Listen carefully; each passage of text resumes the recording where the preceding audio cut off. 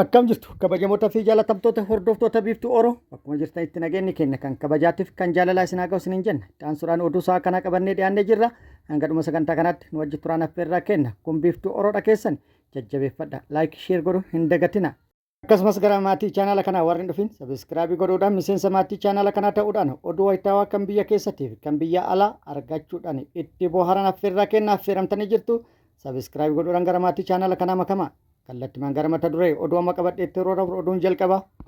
Daawwannaa muummicha ministeera Itoophiyaa Abiy Ahmad Jibuutiitti taasise yaadota walfalmisiisoo ta'an lama maddisiisee jira.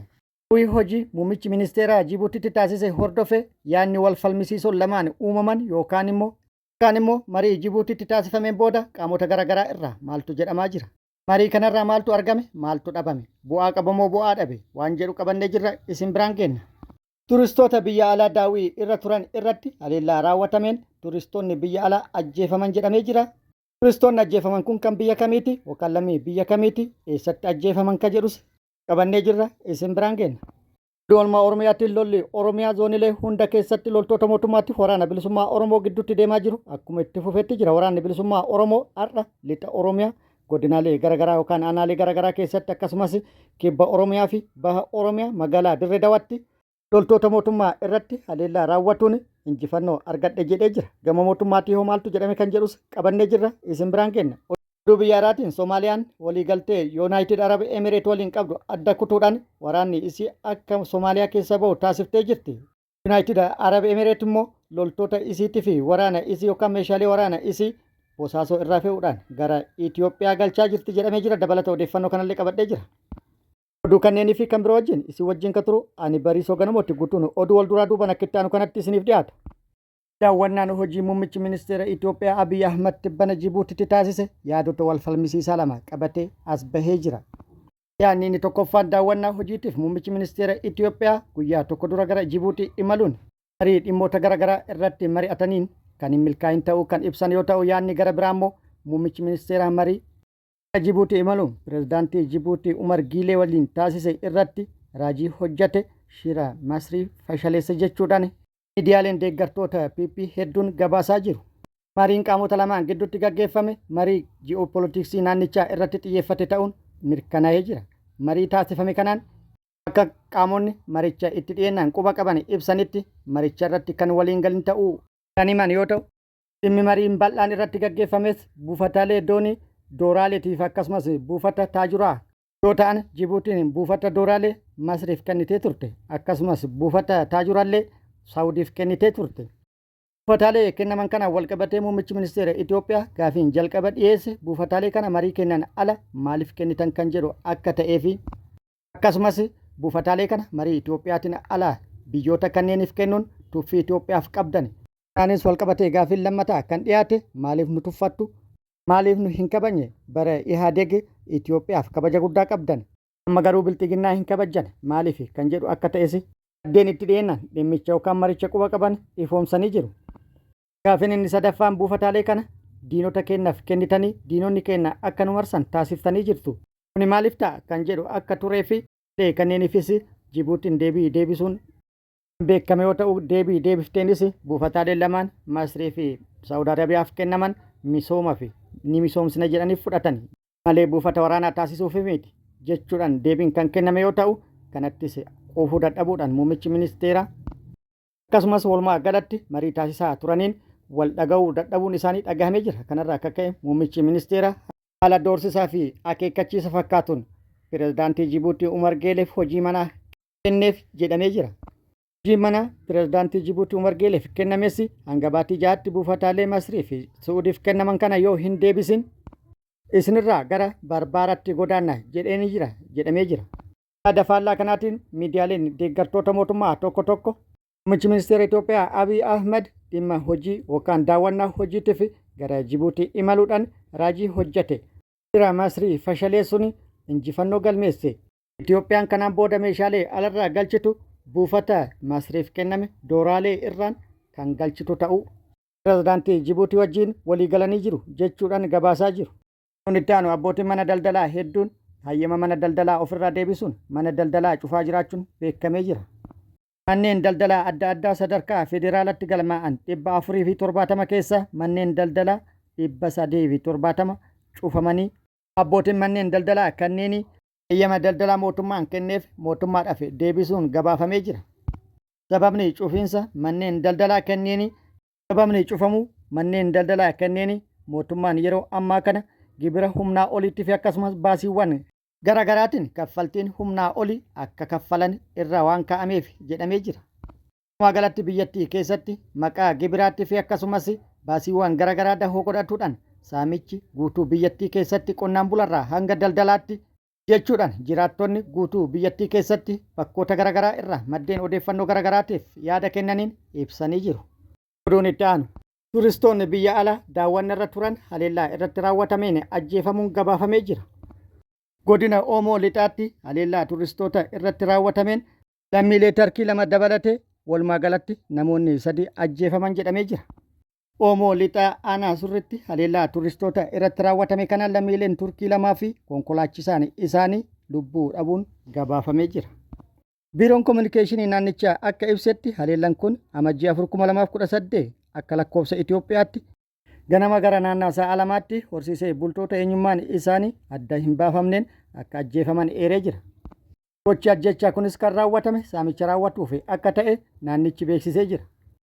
Oduun Oromiyaatti lolli loltoota mootummaatiif waraana bilisummaa Oromoo gidduutti Oromiyaa zoonilee garaagaraa keessatti gaggeeffamaa jiru akkuma itti fufetti jira. Waraanni bilisummaa Oromoo har'as Oromiyaa bakkoota garaagaraatti warraaqan loltoota mootummaa irratti tarkaanfii fudhatuu beeksisee jira. Tarkaanfii bakkoota garaagaraatti loltoota mootummaa irratti fudhateenis miidhaa guddaa kan qaamatii fi kan lubbuu dhaqqabsiisuun injifannoo argadhe jedhee jira. Lixa Oromiyaa, lixa Wallaggaa bakkoota garaagaraatti aanaalee garaagaraa keessatti barraaqan haleellaa kan raawwatee fi haleellaa raawwateenis injifannoo argadhe jedhee jira.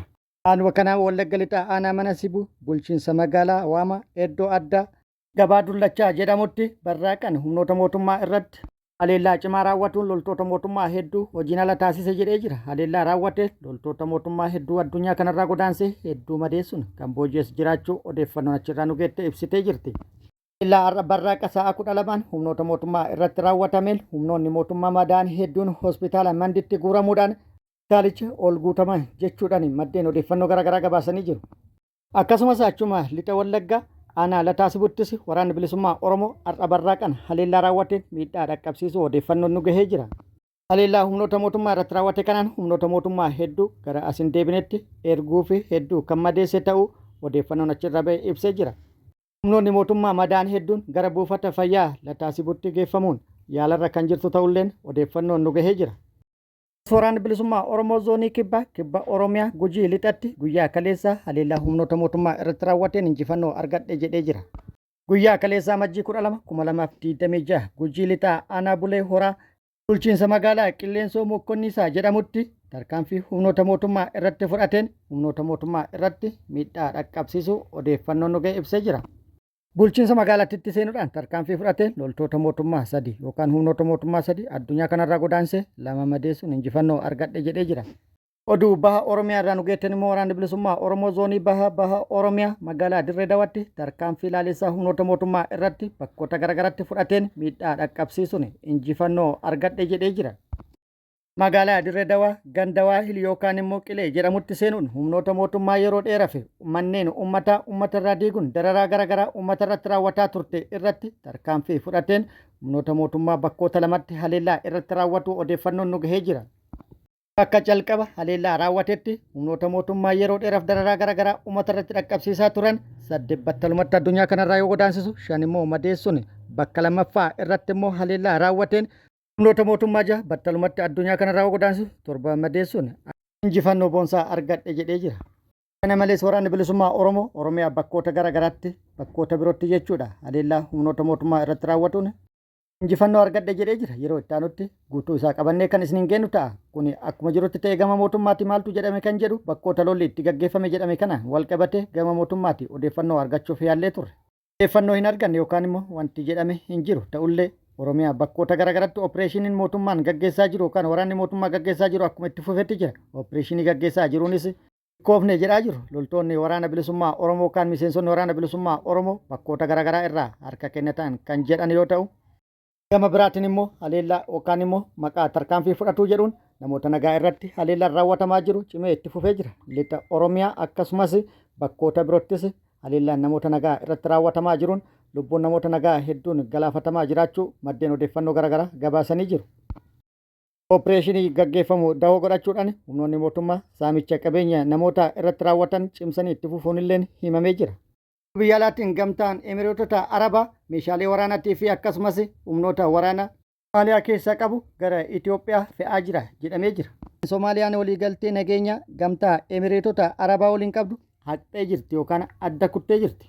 Manni maree ministeerota Rippaabilika Federaalaa Soomaaliyaa waliigalteewwan nageenya fi ittisa kanneen gamtaa Emireetota Arabaa waliin kanaan dura waliif mallatteessanii turan hunda addaan kutuu fi haquu beeksiftee jirti.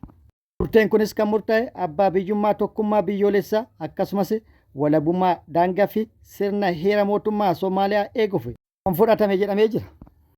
Gamtaan Emireetota Arabaa waliigaltee Soomaaliyaa waliin qabu erga adda citee booda waraana ishee Bosaasoo keessaa baasuun gara Itoophiyaa galchaa jirti jedhamee jira. Tajaajilli oduu giddu galeessaa Afrikaa akka gabaasetti Yuunaayitid Arab Emireet meeshaalee waraanaa hojjettootaa fi humna waraanaa Bosaasoo keessaa qabdu hatantamaan baasaa kan jirtu ta'uu ibsee jira. Kun akkuma jirutti ta'e sababni inni biraa mootummaan federaala Soomaaliyaa gamtaan Emireetota Arabaa buufata Bosaasoo fi buufataalee biroo fayyadamuudhaan gamtaan Emireetota dhoksaadhaan hoogganaa garee addaan bahiinsa Yemen mootummaa Saawud Arabiyaatiin barbaadamu baqachiisuu fi gargaartee jirti jechuudhaan akka ta'es mirkaneeffamee jira. Kun akkuma jirutti ta'e hoogganaan dhaabbata tika biyyoolessa Itoophiyaa obbo Reedwaan Huseen har'a gara Moqaadishoo imaluun beekamee jira. Imalli kunis kan ta'e gamtaan Emireetota Bosaasoo keessaa humna waraanaatii fi akkasumas meeshaalee waraana isaa baasuudhaan gara Itoophiyaa galchaa jiraachuun erga himamee booda garas imaluun isaa immoo maaliif akka ta'e ammatti wanti gabaafame hin jiru.